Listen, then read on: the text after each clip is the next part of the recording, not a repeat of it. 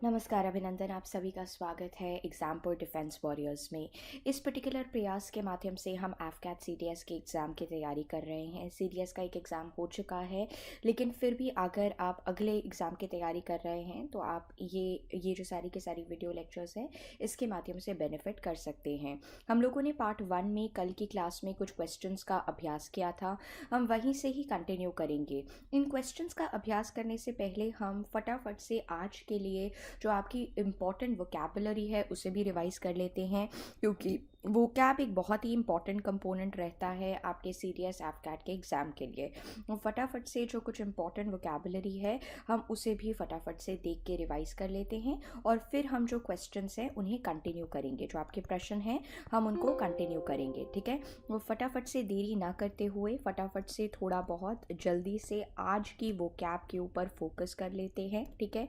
देखिए, आज के इस वोकैब के अंतर्गत हम एक ग्रीक रूट वर्ड के माध्यम से शब्दों को कवर करेंगे, ठीक है। ग्रीक रूट वर्ड कौन सा है? वो ग्रीक रूट वर्ड है फोबिया का, ठीक है। देखिए, आपके एग्जाम्स में सभी को ही पता होगा कि फोबिया का अर्थ होता है फियर, फोबिया का अर्थ होता है भय। लेकिन कुछ तरह के फोबिया हैं जिसमें बच्चे कंफ्यूज हो जाते हैं, ठीक है। तो ये आपने याद रखना है कि एक आपका रूट वर्ड होता है फोबिया, फोबिया का अर्थ हो जाता है भय, और एक आपका रूट वर्ड होता है मेनिया, एक आपका रूट वर्ड होता है मेनिया। मेनिया का क्या अर्थ होता है बच्चे? मेनिया का अर्थ होता है पागलपन, ठीक है। मेनिया का क्या अर्थ हो जाता है? मेनिया का अर्थ हो जाता है जब आपको पागलपन होता है किसी चीज़ का, ठीक है। जब आपको किसी चीज़ का कंपल्शन होता है, पागलपन होता है, उसके लिए बच्चे हम मेनिया शब्द का प्रयोग कर सकते हैं, ठीक है। तो आज के इस वीडियो के माध्यम से हम फटाफट से कुछ मेनिया रिलेटेड वर्ड्स को देख लेते हैं, ठीक है। फोबिया हम लोग कल की क्लास में कर लेंगे और इस पर्टिकुलर वीडियो का पीडीएफ भी प्राप्त कर सकते हैं, ठीक है। तो जल्दी से देरी ना करते हुए फटाफट से स्टार्ट करते हैं आज की इस पर्टिकुलर लेक्चर को, वोकैब लेक्चर को भी जल्दी से, और फिर हम प्रश्नों को प्रैक्टिस करेंगे, ठीक है बच्चे। देखिए, आपका पहला जो आपका मेनिया है वो मेनिया है फिलोपैट्री, फिलोपैट्री डोमेनिया, फिलोपैट्री डोमेनिया। ये आपका शब्द है। आपका शब्द क्या है बच्चे? आपका शब्द है फिलोपैट्रीडो, फिलोपैट्रीडोमेनिया, फिलोपैट्रीडोमेनिया। फिलोपैट्रीडोमेनिया का क्या अर्थ होता है? देखिए बच्चे, philo root word, phil root word का अर्थ होता है प्यार, ठीक है। फिलो पैट्रीडोमेनिया, पैट्रीडोमेनिया। जब आपको घर की बहुत ज़्यादा याद आती है, कई सारे अभ्यर्थी हैं, कई सारे विद्यार्थी हैं जो अपने घरों को छोड़ के कोचिंग सेंटर जहाँ पर उनका स्थित है या जहाँ पर वो पढ़ाई कर रहे हैं वहाँ पर आ गए हैं, ठीक है। तो अब क्या होता है, हमें अपनी घर की बहुत ज़्यादा याद आती रहती है, ठीक है। जो घर की आपको बार बार याद आती है बच्चे, उसके लिए हम फिलोपैट्रीडोमेनिया शब्द का प्रयोग करते हैं, ठीक है। फिलोपैट्रीडोमेनिया का क्या अर्थ होता है बच्चे? फिलोपैट्रीडोमेनिया का अर्थ होता है एक्सट्रीम होम सिकनेस, ठीक है। Extreme home sickness, extreme home sickness, ठीक है। इसके लिए हम फिलोपैट्रीडोमेनिया शब्द का प्रयोग करते हैं, इसके लिए हम फिलोपैट्रीडोमेनिया शब्द का प्रयोग करते हैं। फिलीपैट्रीडोमेनिया का क्या अर्थ हो जाता है बच्चे? फिलोपैट्रीडोमेनिया का अर्थ हो जाता है जब आपको घर की बहुत ज़्यादा याद आती है, एक्सट्रीम होम सिकनेस हो जाती है, उसके लिए हम फिलोपैट्रीडोमेनिया शब्द का प्रयोग करते हैं, ठीक है। उसके लिए फिलोपैट्रीडोमेनिया शब्द का प्रयोग होगा। फिर आपका एक और मीनिया जो काफ़ी कॉमन होता है इन एग्ज़ाम्स के लिए, वो होता है माइथोमीनिया, वो होता है माइथोमीनिया। माइथोमीनिया का क्या अर्थ होता है बच्चे? माइथोमीनिया का अर्थ होता है जब आप झूठ बोलते रहते हैं, प्री ऑक्यूपेशन विद लाइज। आप देखेंगे हम में से कुछ लोग अक्सर बहुत बार, चाहे कोई ज़रूरत भी नहीं होती है तब भी झूठ बोलते रहते हैं, ठीक है, तब भी झूठ बोलते रहते हैं। वो ऐसे लोग क्या कर रहे होते हैं? ऐसे लोग माइथोमीनिया से सफ़र करते हैं। ठीक है। ऐसे लोग क्या करते हैं, ऐसे लोग आपके जो होते हैं वो माइथोमेनिया से सफ़र करते हैं। माइथोमेनिया का क्या अर्थ हो जाता है बच्चे? माइथोमेनिया का अर्थ हो जाता है, माइथोमेनिया का अर्थ होता है ये आपकी एक तरह की इलनेस होती है, और इस इलनेस के अंतर्गत आप एक लायर होते हैं, आप एक झूठ बोलने वाले व्यक्ति बन जाते हैं। ठीक है। गोविंदा की एक आध मूवीज़ भी इस पर्टिकुलर लॉजिक पे बेस थी, माइथोमेनिया, जहाँ पर ना लोगों की एक टेंडेंसी बन जाती है, जहाँ पर ना people have a tendency to lie, people have a tendency to lie, वो लायर बन जाते हैं। ठीक है। वो झूठ बोलते रहते हैं। ठीक है। उसको क्या कहते हैं, ये एक तरह का पैथोलॉजिकल लाइंग भी होता है, मतलब इसमें उनका कोई हाथ नहीं होता है, वो झूठे बन जाते हैं। ठीक है। वो झूठे बन जाते हैं। तो यहाँ पर आप याद रख सकते हैं कि ऐसा व्यक्ति who has a tendency to lie, उनके लिए हम माइथोमेनिया शब्द का प्रयोग कर सकते हैं। ठीक है। उनके लिए हम माइथोमेनिया जो आपका शब्द है, माइथोमेनिया शब्द का हम लोग प्रयोग कर सकते हैं। ठीक है। सो माइथोमेनिया एक टेंडेंसी जहाँ पर आप झूठ बोलते रहते हैं, बहुत ही ज़्यादा झूठ बोलते रहते हैं, उसको माइथोमेनिया कहते हैं। ठीक है बच्चे, ये याद रखिएगा, ये सारे शब्द आपके एग्जाम के पॉइंट ऑफ व्यू से ज़रूरी हैं। चलिए एक और देखते हैं, ओइनोमेनिया। ओइनोमेनिया, ओइनोमेनिया, ओइनोमेनिया का क्या अर्थ होता है? ओइनोमेनिया का क्या अर्थ होता है? ओइनोमेनिया बच्चा होता है जो आपका बहुत ही ज़्यादा एक्सेसिव कंपल्सिव डिसऑर्डर है, कि आपको वाइन बहुत पसंद है। ठीक है।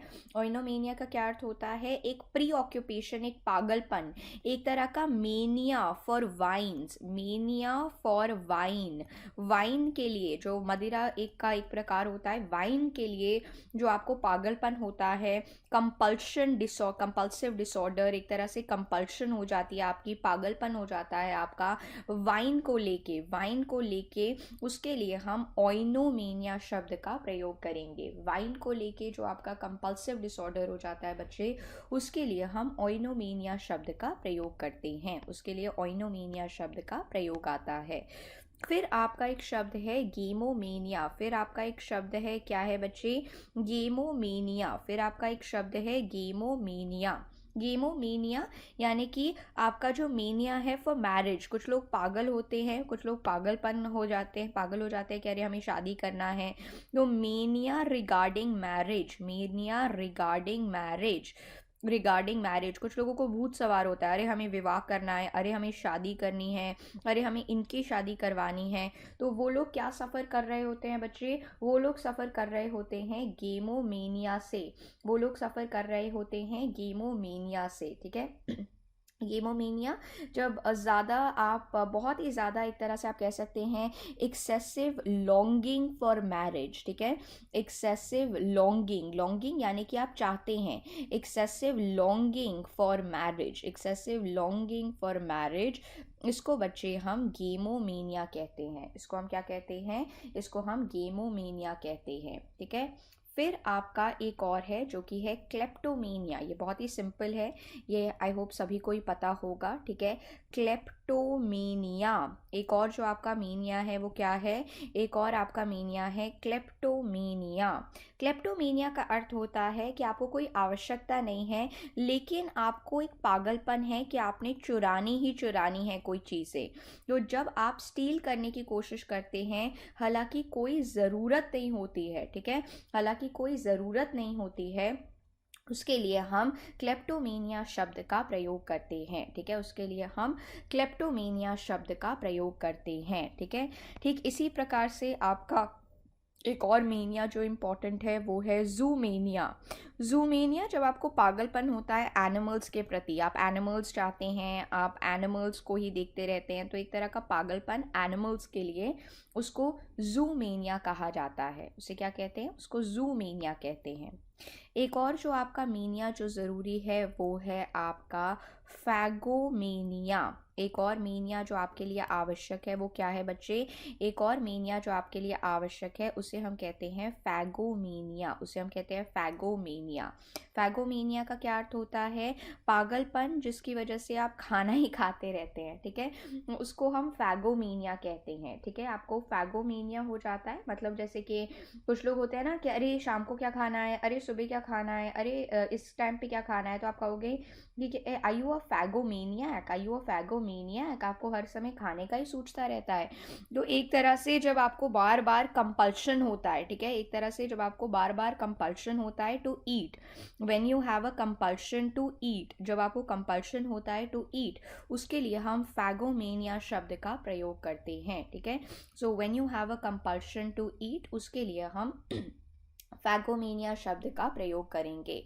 सो a compulsive desire to eat, ठीक है, a compulsive desire to eat, a compulsive desire to eat, compulsive desire to eat, उसको हम क्या कहते हैं बच्चे? A compulsive desire to eat को हम कहते हैं phagomania. Compulsive desire to eat को हम क्या कहते हैं बच्चे? कंपल्सिव डिजायर टू ईट को हम कहते हैं फैगोमीनिया। ठीक है, तो ये चीज़ आप याद रख सकते हैं। फिर आता है आपका एक और टाइप का मीनिया जिसे हम कहते हैं पायरोमीनिया। एक और मीनिया को हम क्या कहते हैं बच्चे? एक और मीनिया को हम कहते हैं पायरोमीनिया। पायरोमीनिया किससे क्या अर्थ हो जाता है? पायरो मीन्स फायर, जब आपको पागलपन होता है फायर से रिलेटेड, उसको हम पायरोमीनिया कहते हैं। ठीक है, उसे हम क्या कहेंगे? उसे हम पायरोमीनिया कहेंगे। सो पायरोमीनिया का क्या अर्थ हो जाता है? पायरोमीनिया एक तरह का डिसऑर्डर है जहाँ पर जानबूझ के लोगों को ये होता है कि फायर को स्टार्ट किया जाए, आग लगाई जाए। ठीक है, वो आपको बहुत अच्छा लगता है ये करना। ठीक है, तो एक तरह का ये क्या होता है? एक तरह का ये आपका ऑब्सेसिव डिज़ायर होता है। ये क्या होता है बच्चे आपका? ये एक तरह का आपका ऑब्सेसिव डिज़ायर होता है। किस चीज़ के लिए डिज़ायर होता है? To set fire to things, to set fire to things. ये आपका किस प्रकार का डिज़ायर है? ये आपका डिज़ायर है टू सेट फायर। ठीक है, obsessive desire to set fire to things, obsessive desire to set fire on things is called pyromania. इसे क्या कहा जाता है? इसे पायरोमीनिया कहा जाता है। This is an obsessive desire to set fire to things. आग लगा देना उसको हम पायरोमीनिया कहते हैं। ठीक है, ये आप याद रखिएगा। फिर आपका एक और मीनिया है, वो है प्लूटोमीनिया। एक और आपका जो मीनिया है वो बच्चे क्या है? एक और आपका मीनिया है प्लूटोमीनिया। प्लूटोमीनिया का क्या अर्थ होता है? प्लूटोमीनिया का अर्थ होता है पागलपन टू अक्वायर वेल्थ, जब आपको वेल्थ की बहुत ज़्यादा चाह होती है, वेल्थ की चाह को हम प्लूटोमीनिया कहते हैं। ठीक है बच्चे, तो यहाँ पर फटाफट से देख लेते हैं हम लोगों ने क्विकली जो आपकी वोकैब देखी है मीनिया से रिलेटेड। ठीक है, ये आपके लिए ज़रूरी है। हमने कहा कि आपका ग्रीक रूट वर्ड फोबिया जिसका अर्थ होता है भय, मेनिया जिसका अर्थ होता है डिज़ायर, कंपल्सिव डिज़ायर जिसे कहा जाता है। पहले हम लोगों ने देखा फिलोपैट्रीडोमेनिया। फिलोपैट्रीडोमेनिया का अर्थ होता है जब आपको घर जाने की बहुत ज़्यादा चाह होती है, उसे फिलोपैट्रीडोमेनिया कहा जाता है। उसे क्या कहते हैं बच्चे? उसे हम फिलोपैट्रीडोमेनिया कहते हैं। फिर आता है आपका माइथोमेनिया। माइथोमेनिया जब आप झूठ बोलते रहते हैं, माइथोमेनिया टेंडेंसी टू टेल लाइज, उसके लिए हम माइथोमेनिया शब्द का प्रयोग करते हैं। ठीक है, tendency to tell lies, tendency to lie, उसके लिए बच्चे हम माइथोमेनिया शब्द का प्रयोग करते हैं। फिर आपका आता है ओइनोमेनिया। फिर आपका आता है ओइनोमेनिया। ओइनोमेनिया क्या होता है बच्चे? ओइनोमेनिया होता है आपका desire, compulsive desire to have wine, या एक तरह का मेनिया जो आपको होता है वाइन के लिए, उसे ओइनोमेनिया कहते हैं। गैमोमेनिया, जहाँ पर आप एक तरह का बहुत ही ज़्यादा लॉन्गिंग करते हैं, डिज़ायर करते हैं कि आपकी शादी हो जाए, तो उसके लिए गेमोमेनिया शब्द का प्रयोग किया जाता है। क्लेप्टोमेनिया, जब आपको मेनिया होता है कि आप चुराना चाहते हैं चीज़ों को, उसके लिए हम क्लेप्टोमेनिया शब्द का प्रयोग करते हैं। जूमेनिया, जब आपको एनिमल्स का बहुत ही ज़्यादा मेनिया हो जाता है, उसे जूमेनिया कहा जाता है। फैगोमेनिया जैसा कि हम लोगों ने कहा कि एक तरह का कंपल्सिव डिज़ायर कि आप हर समय खाना खाते रहें, कंपल्शन टू ईटिंग का जो आपका मेनिया होता है उसे फैगोमेनिया कहते हैं। खाना खाने का जो आपका एक्सेसिव डिज़ायर होता है उसे हम फैगोमेनिया कहते हैं। उसे हम क्या कहते हैं? उसे हम फैगोमेनिया कहते हैं। Pyromania, setting things on fire, obsessive desire to set things on fire, pyromania, pyro, ठीक है, पायरोमीनिया कि आप चीज़ों को जला दें, उसके लिए हम पायरोमीनिया शब्द का प्रयोग कर सकते हैं, ठीक है, कि आप चीज़ों को जला दें। फिर आता है आपका plutomania, mania for wealth, mania for acquiring wealth, उसके लिए हम प्लूटोमेनिया शब्द का प्रयोग करेंगे, ठीक है। तो ये चीज़ ध्यान रखते रहिएगा, वो कैप पे फोकस करना काफ़ी इंपॉर्टेंट हो जाता है, क्योंकि ये आपके एफकैट सीडीएस एग्जाम के लिए काफ़ी स्कोरिंग कंपोनेंट रहता है, तो इस पर ध्यान देना ज़रूरी है। चलिए फटाफट से बाकी के क्वेश्चंस को सॉल्व कर लेते हैं, जो हमारे 65 इंपॉर्टेंट वो कैप क्वेश्चंस हैं, जल्दी से उन्हें हम सॉल्व कर लेते हैं, ठीक है। देरी ना करते हुए स्टार्ट करते हैं। The committees appeal to the people for money dash little response, response जो होता है ना बच्चे, यू इवोक रिस्पॉन्स, आप क्या करते हैं, यू इवोक रिस्पॉन्स, ठीक है। The committees appeal to the people for money, evoked little response, evoked little response, ठीक है। तो यहाँ पर यू डोंट प्रोवाइड, यहाँ पर ये नहीं आएगा प्रोवोक्ड उत्साना या प्रिवेंटेड रोक देना, यहाँ पर इवोक्ड जो है वो आपका बिल्कुल सही जवाब हो जाएगा, ठीक है। You evoke a response, this evoked little response, this evoked little response, ठीक है, this evoked little response, evoked little response. तो ये चीज़ याद रखिएगा, यहाँ पर evoke will be the correct answer, यहाँ पर रिस्पॉन्स के माध्यम के लिए इवोक्ड जो है बच्चे वो आपका बिल्कुल बेहतरीन आंसर रहेगा। Too many skyscrapers dash the view along the beach. Too many skyscrapers ऊंची इमारतें, लंबी लंबी इमारतें जो होती हैं उनको हम skyscrapers कहते हैं। तो कई सारे जो स्काई स्क्रेपर्स होते हैं, स्काई स्क्रेपर्स की स्पेलिंग्स भी याद रखिएगा, कई सारे जो आपके स्काई स्क्रेपर्स होते हैं वो छिपा देते हैं, छिपा देना, ऑब्स्ट्रक्ट कर देना, छिपा देना, ऑब्स्ट्रक्ट कर देना, रिवील नहीं होगा, रिवील यानी कि दिखा देना, मेक भी नहीं होगा, क्लियर भी नहीं होगा। तो कई सारे जो स्काई स्क्रेपर्स होते हैं वो बच्चे वो क्या करते हैं, कई सारे स्काई स्क्रेपर्स आपके व्यू को ऑब्स्ट्रक्ट कर देते हैं, आपके व्यू को क्या कर देते हैं, आपके व्यू को ऑब्स्ट्रक्ट कर देते हैं। कई सारे जो स्काई स्क्रेपर्स हैं वो आपके व्यू को क्या करते हैं बच्चे, वो आपके व्यू को ऑब्स्ट्रक्ट कर देते हैं। ये चीज़ आप यहाँ पर ध्यान में रख सकते हैं, ऑब्स्ट्रक्ट करना is the correct answer over here, obstruct करना आपका सही जवाब है। दो he has several interim plans, his dash aim is to become a billionaire, ठीक है। इनके कई सारे several, कई सारे, इनके कई सारे बीच के इंटरम बीच के प्लान्स हैं, लेकिन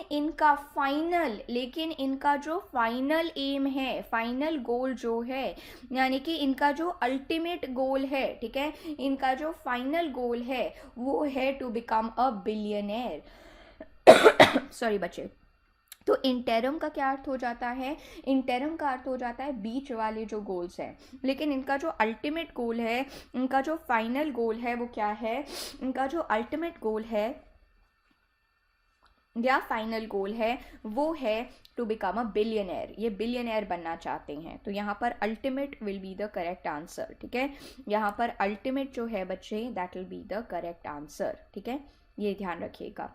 बहुत आसान सा क्वेश्चन है, enclosed in a small closed space, ठीक है, जब आपको एक छोटी सी जगह पे बंद कर दिया जाता है और आपको वो नहीं पसंद आता है, ठीक है, जब आपको एक छोटी सी जगह में बंद कर दिया गया है और आपको वो पसंद नहीं आ रहा है, उसके लिए हम क्लॉस्ट्रोफोबिया शब्द का प्रयोग करते हैं, ठीक है। उसके लिए हम कौन से शब्द का प्रयोग करेंगे बच्चे, उसके लिए हम क्लॉस्ट्रोफोबिया शब्द का प्रयोग करेंगे, ठीक है, उसके लिए हम क्लॉस्ट्रोफोबिया शब्द का प्रयोग करेंगे। क्लॉस्ट्रोफोबिया का क्या अर्थ हो जाता है बच्चे, क्लॉस्ट्रोफोबिया का अर्थ हो जाता है जब आपको भय होता है एनक्लोज्ड स्पेसेस का, एनक्लोज्ड स्पेसेस का जो आपका भय होता है, ठीक है, एनक्लोज्ड स्पेसेस का जो आपको डर लगता है उसको हम क्लॉस्ट्रोफोबिया कहते हैं, उसे हम क्या कहते हैं, उसे हम क्लॉस्ट्रोफोबिया कहते हैं। एनक्लोज्ड स्पेसेस के भय को, एनक्लोज्ड स्पेसेस के डर को क्लॉस्ट्रोफोबिया कहा जाता है। क्या कहा जाता है, एनक्लोज्ड स्पेसेस के डर को क्लॉस्ट्रोफोबिया कहा जाता है। A person who thinks only about himself and not about others needs, ठीक है।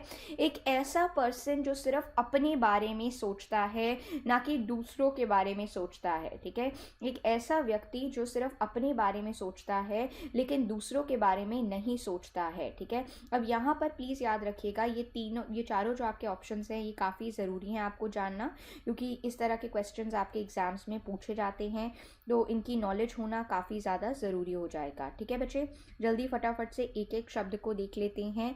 आपका पहला शब्द है ईगोसेंट्रिक। आपका पहला शब्द क्या है बच्चे? आपका पहला शब्द है ईगोसेंट्रिक। ईगोसेंट्रिक का क्या अर्थ होता है? ईगोसेंट्रिक का अर्थ होता है अहंकार पूर्ण, ठीक है। ईगोसेंट्रिक का क्या अर्थ हो जाता है बच्चे? ईगोसेंट्रिक का अर्थ हो जाता है, ईगोसेंट्रिक का अर्थ हो जाता है अहंकार, अहंकार पूर्ण, ठीक है। दैट मीन्स कि जब आपको बहुत ज़्यादा अहंकार होता है अपने बारे में, ठीक है, आपको बहुत ज़्यादा अहंकार होता है, thinking about your self and not what other people need or want, ठीक है। whenever you are thinking about yourself, ठीक है, whenever you are thinking about yourself, whenever you are thinking about yourself and not others, ठीक है। तो आप जब बहुत ज़्यादा अहंकारी हो जाते हैं, जब आप सिर्फ अपने बारे में सोचते हैं, दूसरों की नीड्स के बारे में आपको कोई चिंता नहीं होती है, उसके लिए ईगोसेंट्रिक शब्द का प्रयोग किया जाता है, ठीक है। उसके लिए हम ईगोसेंट्रिक शब्द का प्रयोग करते हैं। फिर आपका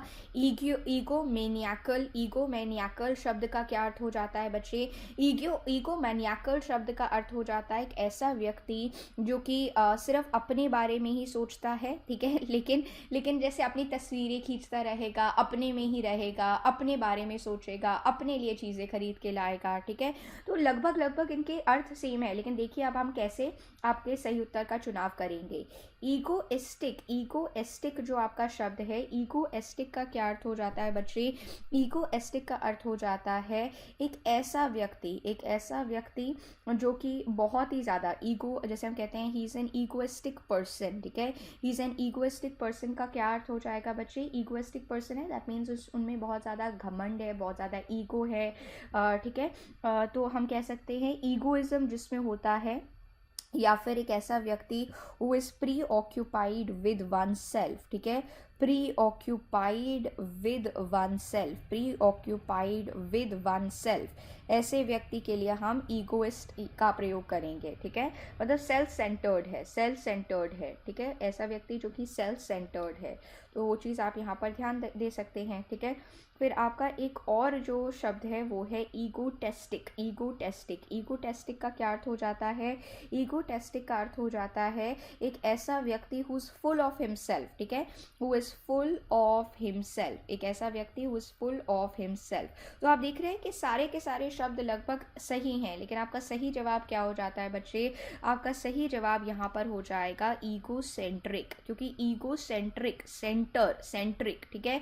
बाकी ईगोमैनियाकल वो एक तरह का पागलपन हो गया, ईगोटेस्टिकल वो भी एक तरह का आपका ईगो से रिलेटेड वर्ड हो गया, लेकिन सिर्फ अपने आप में ध्यान केंद्रित करना, ईगोसेंट्रिक होना, that means you're self centred, that means you're self absorb, ठीक है, that means you're self centred, that means you're self absorb, ठीक है। तो ये चीज़ आप याद रखिएगा।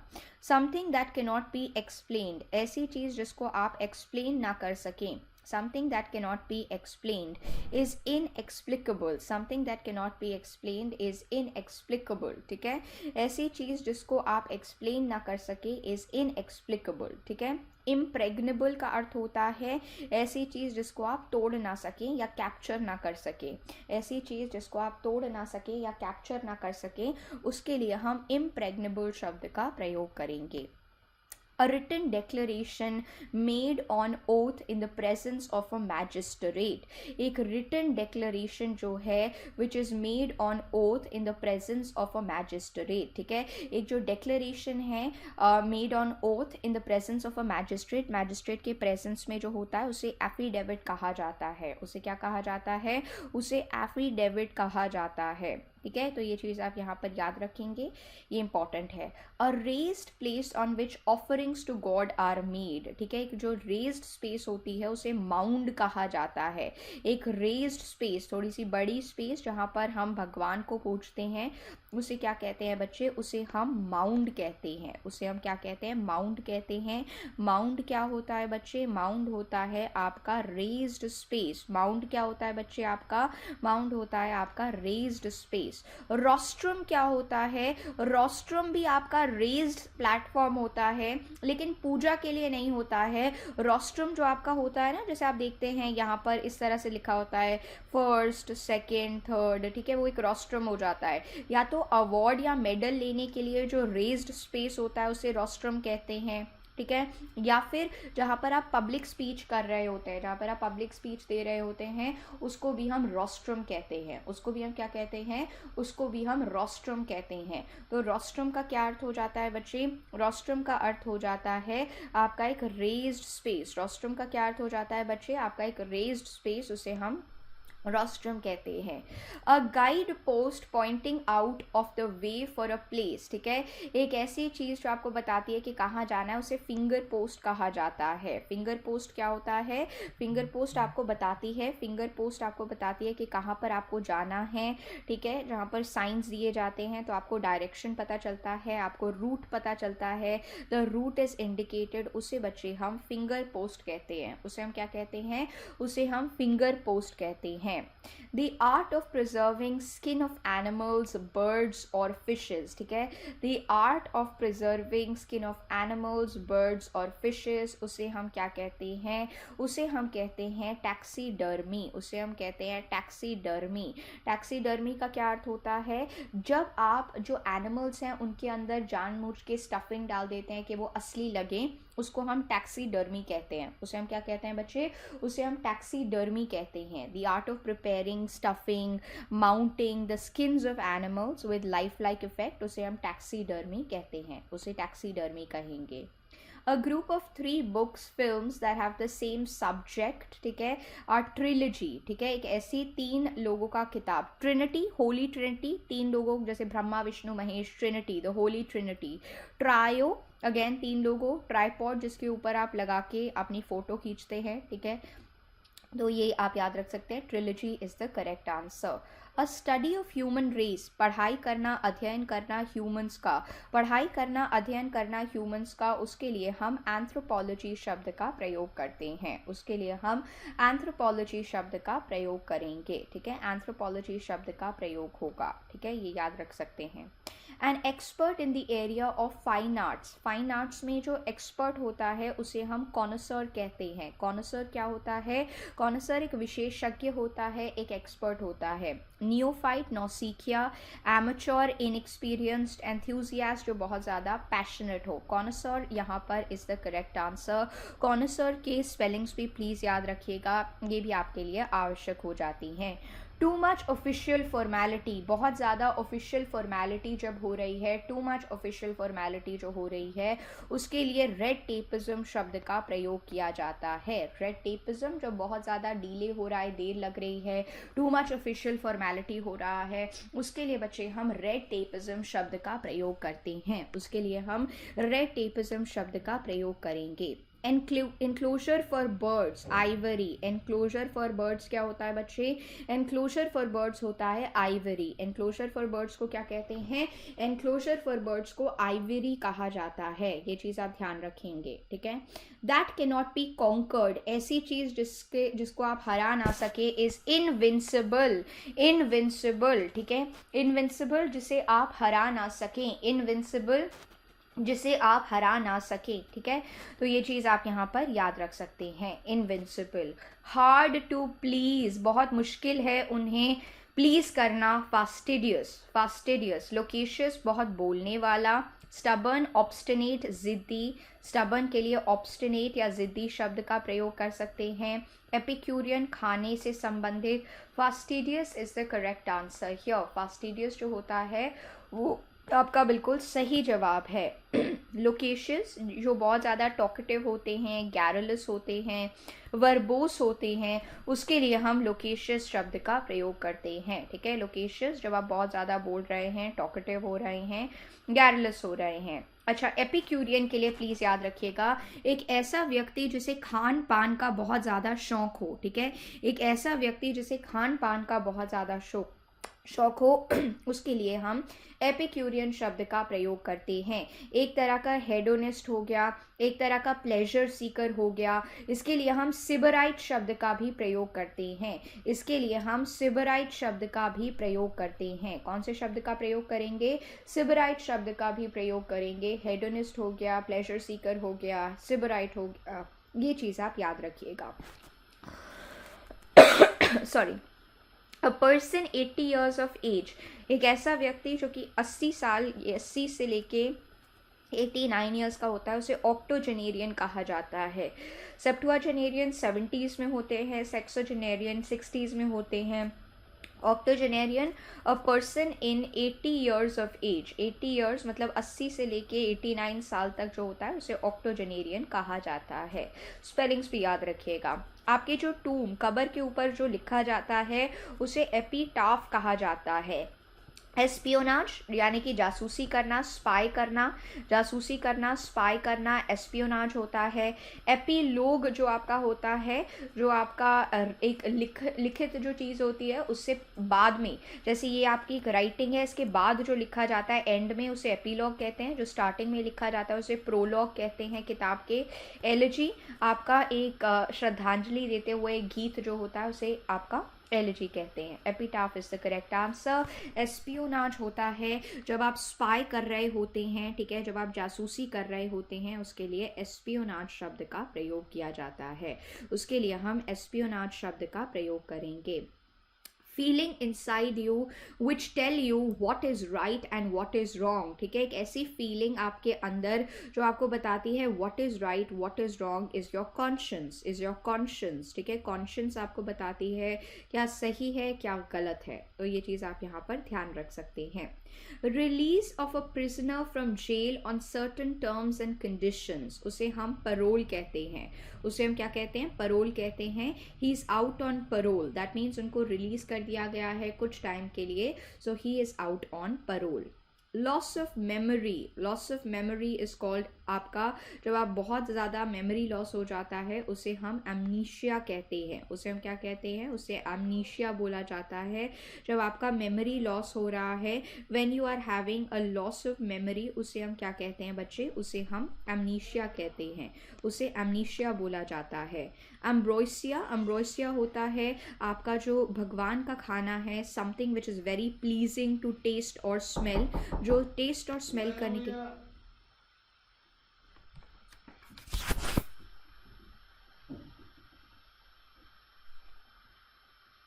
जो टेस्ट और स्मेल करने के लिए बहुत ही ज़्यादा प्लीजिंग होता है, something that is considered to be very very pleasing is called ambrosia. उसके लिए हम एम्ब्रोसिया शब्द का प्रयोग करते हैं। एम्ब्रोसिया का क्या अर्थ हो जाता है? एम्ब्रोसिया का अर्थ हो जाता है something which is very pleasing to taste and smell, that is called ambrosia. उसके लिए हम एम्ब्रोसिया शब्द का प्रयोग करेंगे। So ambrosia is the food for god, something very pleasing to taste and smell, उसके लिए एम्ब्रोसिया शब्द का प्रयोग किया जाएगा। अगले क्वेश्चन पे चलते हैं फटाफट से। ठीक है, नेक्स्ट क्वेश्चन को भी देख लेते हैं। तो यहाँ पर इसकी स्पेलिंग्स भी ध्यान में रखनी है। एम्ब्रोसिया की जो स्पेलिंग्स है वो भी आपने ध्यान में रखनी है, because these are important from your examination perspectives. तो ये आपने याद रखना है, ये ज़रूरी हो जाता है। इस क्वेश्चन को दोबारा से भी देख लेते हैं ताकि कोई डाउट ना रह जाए। ठीक है, इस क्वेश्चन को दोबारा से देख लेते हैं। मेमोरी लॉस जिसे कहते हैं वो अमनीसिया होता है। मेमोरी लॉस जो है वो क्या होता है? मेमोरी लॉस आपका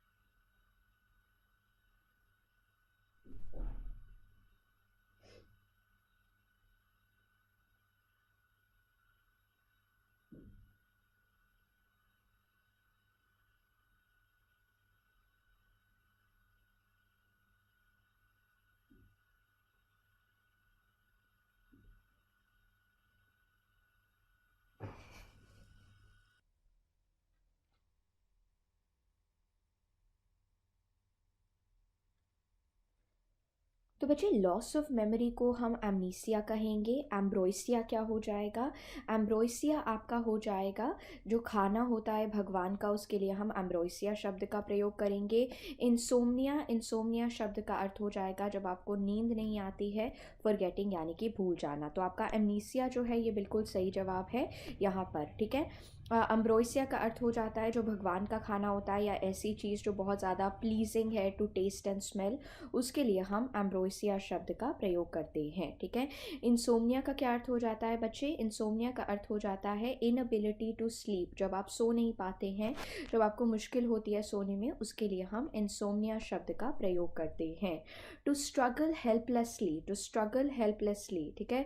जब आप हेल्पलेसली स्ट्रगल करते हैं, टू स्ट्रगल हेल्पलेसली, उसके लिए हम लोग फ्लाउंडर शब्द का प्रयोग करते हैं। फ्लाउंडर क्या होता है?